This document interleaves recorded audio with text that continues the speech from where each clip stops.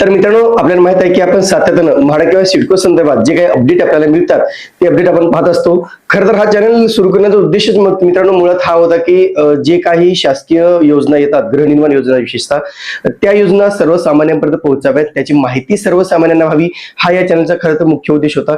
पण आपण गेल्या अनेक दिवसापासून किंवा अनेक वर्षापासून पाहतो की घरांच्या किमती सुद्धा भरपूर प्रमाणात वाढत चाललेल्या आहेत आणि म्हणून कुठेतरी ही जी काही स्पर्धा आहे घरं घेण्याची ती त्याच्यामधून सर्वसामान्य माणूस कुठेतरी दुरावताना दिसत आहे. आणि म्हणून मित्रांनो, आता पुढील काळामध्ये नेमकं अजून काय काय नवीन योजना राबवल्या जातात किंवा सर्वसामान्यांना नजरेसमोर ठेवून नेमकं शासनाकडून काय केलं जातं याकडे आमचं लक्ष लागलेलं आहे. सातत्यानं आम्ही सुद्धा मागणी करतो मित्रांनो की जे काही सर्वसामान्य अर्जदार आहेत त्यांच्यासाठी घरे बनवा. जो गोरगरीब आहे किंवा ज्यांचं उत्पन्न खूप कमी आहे अशा लोकांसाठी घरे बनवा असं मी वारंवार सांगत असतो.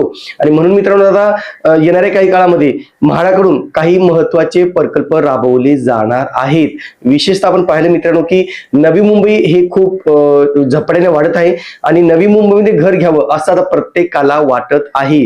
म्हणून नवी मुंबईचे रिअल इस्टेट मार्केट हे गेल्या अनेक वर्षापासून सातत्यानं वाढत चालल्याचं दिसून येत आहे.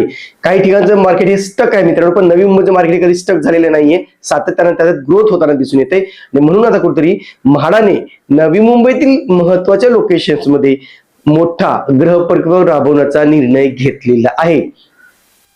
5,000 नव्हे, 10,000 नव्हे, तब्बल 30,000 घरांचा प्रकल्प नवी मुंबईमध्ये राबवला जाणार आहे. आणि ही मित्रांनो सर्वसामान्यांच्या दृष्टीने अतिशय महत्वाची बाब मानली जाते आणि या संदर्भात आज आपण थोडक्यात माहिती जाणून घेणार आहोत. नमस्कार मित्रांनो, कसे आहात सगळे? मजेत ना? स्वागत आहे आपल्या सर्वांचं या युट्यूब चॅनलवरती, ज्याचं नाव आहे RK प्रॉपर्टी न्यूज.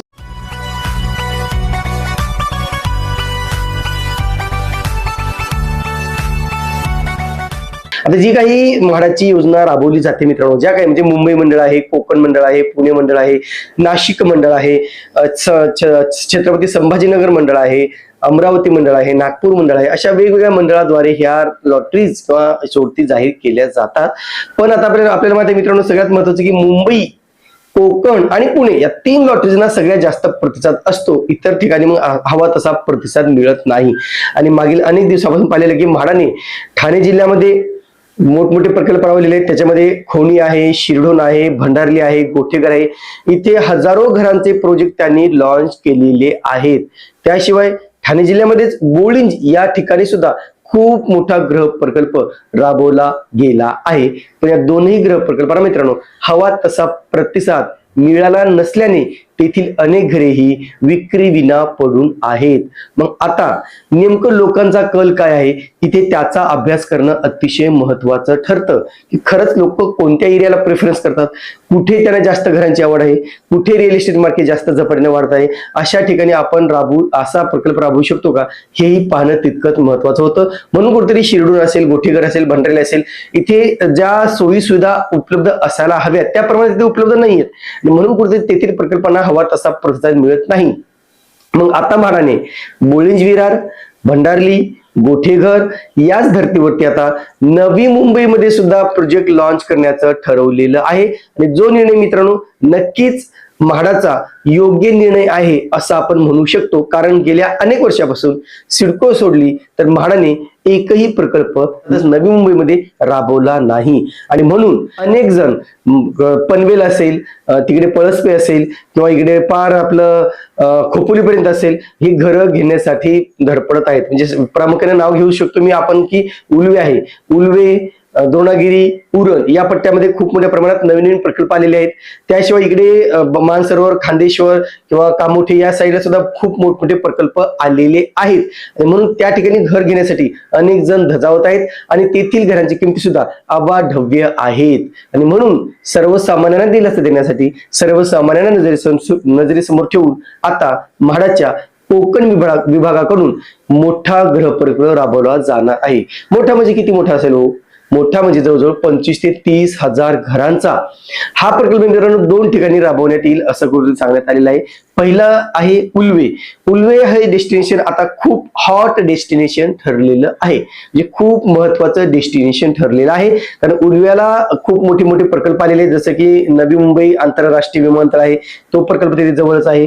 मेट्रोचा प्रकल्प आहे, किंवा जो लोकल प्रकल्प आहे, जो नेरूळ उरण लोकल आहे, त्याचे सुद्धा सुरू झालेले आहे. जो काही सागरी सेतू आहे, अटल सेतू शिवडी नावाशेवा अटल सेतू त्या ठिकाणी आलेला आहे.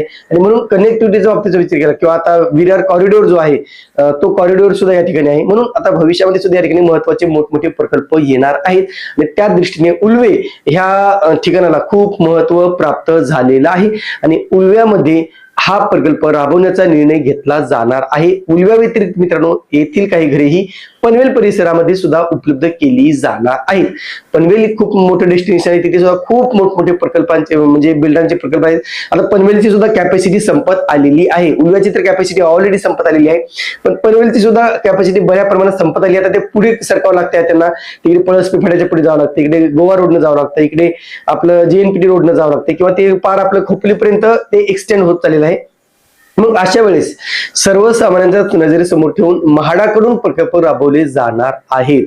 आता याच्या संदर्भातलं वृत्त हे सकाळच्या पेज मध्ये प्रसिद्ध झालेलं आहे मित्रांनो, आणि त्याच आधारे आम्ही हे वृत्त देतो. त्याच्यात काय काय महत्वाचे पॉईंट मी सांगणार आहे तुम्हाला. म्हाडात 30,000 घरे उभारणार, राज्य सरकारकडे 100 एकर जागेसाठी पाठपुरावा. आता बघा, घरे बांधायचं म्हटलं तर जागेची वानवा असते, जागा मिळायला पाहिजे, आणि जागा घ्यायची असेल तर ते आपल्याला शासनाची जागा असणं आवश्यक आहे, तरच ती घरे परवडू शकतात, आणि ते परवडणार नाहीत.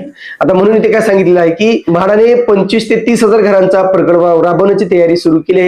यासाठी राज्य सरकारकडे 100 एकर जागेसाठी पाठपुरावा सुरू केलेला आहे.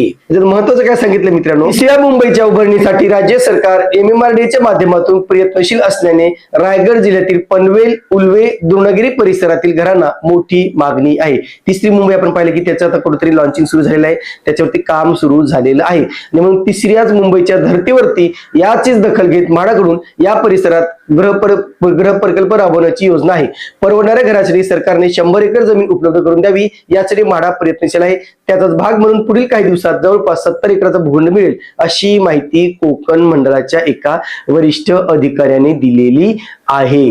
मग आता इथे जो काही परवडणाऱ्या दरांचा पर्याय आहे तो सर्वसामान्यांसाठी उपलब्ध होऊ शकतो, असंही कुठेतरी सांगण्यात आलेलं आहे. कारण खाजगी विकासक खूप मोठ्या प्रमाणात ग्राहकांची लूट करताना दिसून येत आहेत, आणि ही लूट कुठेतरी होऊ नये म्हणून हा प्रकल्प राबवला जाणार आहे, असं कुठेतरी सांगण्यात आलेलं आहे.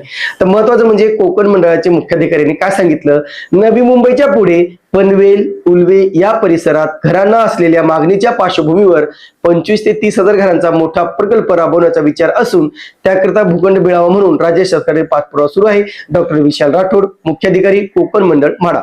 म्हणजे आता हे जी जागा आहे मित्रांनो, ही संबंधित जे जिल्हाधिकारी असतील, जिल्हाधिकाऱ्यांच्या अखत्यारीतील जागा ही आता हस्तगत केली जाणार आहे, आणि त्याच्यावरती हा प्रकल्प राबवला जाणार आहे. मग आता प्रश्न हा निर्माण होतो, सर ऑलरेडी सिडकोकडून प्रकल्प राबवले जात आहेत, सिडकोकडून हजारो घरे बांधली जातात आणि ती घरे विकली जात नाहीत, मग आता हा म्हाडाचा प्रकल्प उभारल्यास ही घरे खरंच विकली जातील का, हाही प्रश्न येऊ शकतो मित्रांनो. तो प्रश्न जेन्युइन आहे. मार्केटिंग विभाग सिडकोचा आता कमकुवट करून टाकलेला आहे, त्याच्यामुळे ही सगळी कामं आता खाजगी संस्थेकडे दिलेली आहेत. म्हणजे घर विकणे, घराचं जाहिरात करणे, किंवा त्याचं प्रमोशन करणे, किंवा पुढील प्रक्रिया करणे, त्याच्यामुळे कुठेतरी या किमतीमध्ये बऱ्याच मोठ्या प्रमाणात वाढ झालेली आहे. पण काही प्रमाणात का होईना पण आता म्हाडाकडून प्रयत्न केले जात आहेत की आपण त्या ठिकाणी प्रकल्प राबवावा. आणि या प्रकल्पाअंतर्गत मित्रांनो ह्या 3 ठिकाणी सांगितलेले आहेत, एक उल्वे, द्रोणगिरी आणि पनवेल, या 3ही ठिकाणी भूखंड हस्तगत करून त्यावरती हे बांधकाम केलं जाणार आहे. आता खरंच याला किती दिवस लागू शकतात, काय नियोजन केलं जाऊ शकतं, नेमकं ह्याचं प्लॅनिंग काय असणार आहे, ह्याचं घर बांधणीचं काम कुणाकडे दिले जाणार आहे, कुठे कुठे ऍक्च्युअल घरे बांधली जाणार आहेत, हे आपल्याला काही दिवसात समजणार आहे.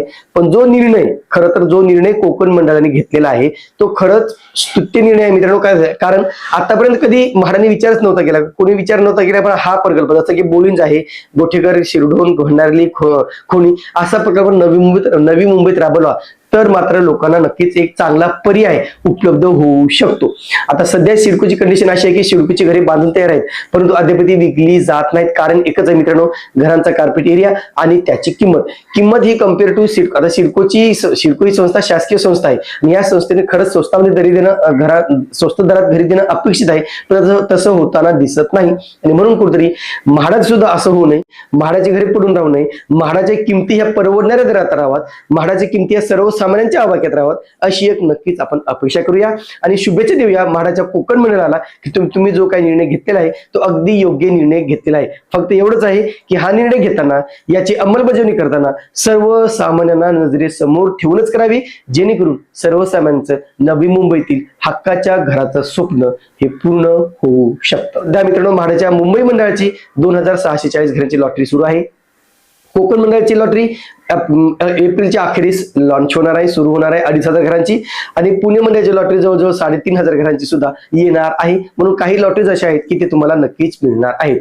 मित्रांनो, तुम्हाला ऑनलाईन अर्ज करताना काही अडचणी असतील, अनेक जण वेगवेगळे प्रश्न विचारतात. मित्रांनो, माझं झोपडपट्टीमध्ये घर आहे, मला तिथे परत म्हाडात फॉर्म भरता येईल का, किंवा माझं पुण्यामध्ये घर लागलेलं आहे, मला म्हाडात फॉर्म भरता येईल का, किंवा अनेकांना ITR रिलेटेड भरपूर इश्यू आहेत, इन्कमशी रिलेटेड भरपूर इश्यू आहेत, डोमिसाइलशी रिलेटेड भरपूर इश्यू आहेत, ऑनलाईन अर्ज करण्याशी रिलेटेड भरपूर इश्यू आहेत.